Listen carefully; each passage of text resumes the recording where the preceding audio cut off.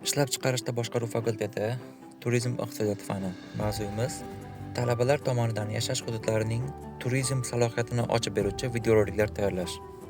Aynan hozir sizlar bilan Farg'ona shahridan 55 km janubda joylashgan Shohimardon qishlog'i to'g'risida gaplashib o'tamiz.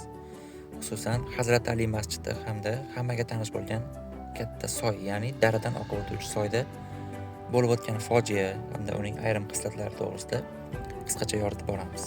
Qani ketdik unda. Shohimardon hududida Hazrat Ali ibn Abu Tolibga nisbatan berilgan ramziy maqbara mavjud. Tarixiy ahamiyati: mahalliy afsonalarga ko'ra, Hazrat Ali bu hududda dafn etilgan yoki u bu yerga kelgan.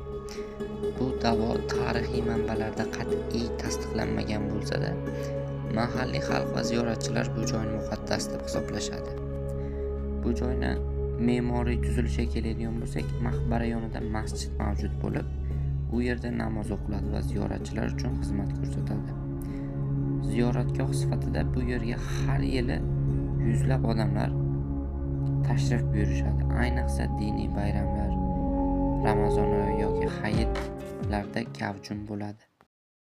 Hop, 1998-yilda Shohimardonda katta fojia yuz bergan. Sel kelgan Shohimardonga, aynan o'sha sel kelgan joyda gaz trubasi o'tgan, o'sha sel o'zi bilan daraxtlar, shunga o'xshash narsalarni olib kelgan, o'sha yerga to'planib qolgan. U narsalar to'planib yorilgandan so'ng suv Shohimardonni yarmini olib ketgan. Bu juda katta fojia yuz bergan. Aynan umumiy ma'lumot sifatida keltirib o'tish joiz. 1,5 ming metr balandlikda hamda Oloy tizmasi tog'lari orasida joylashgan Shohimardon qishlog'iga keluvchi barcha turistlar uchun barcha turistik xizmatlar tashkil qilingan. Masalan, dachalar 30 mingdan boshlanib 150 minggacha ularning sharoitiga qarab aynan dam olish uchun barcha sharoitlar bilan ta'minlangan. Hammaga rahmat.